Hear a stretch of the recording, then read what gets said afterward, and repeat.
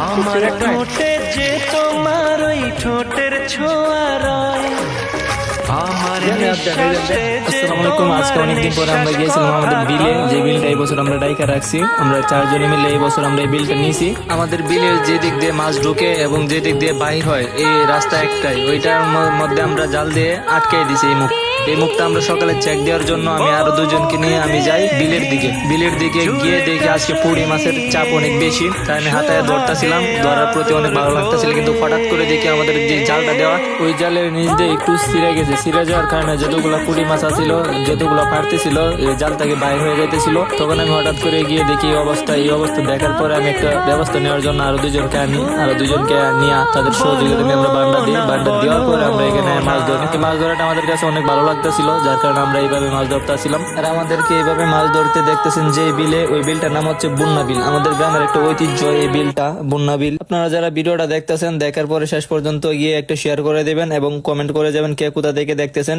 এবং অবশ্যই শেয়ার করে দিবেন যাতে অন্যরাও দেখতে পারে এই ভিডিওটা।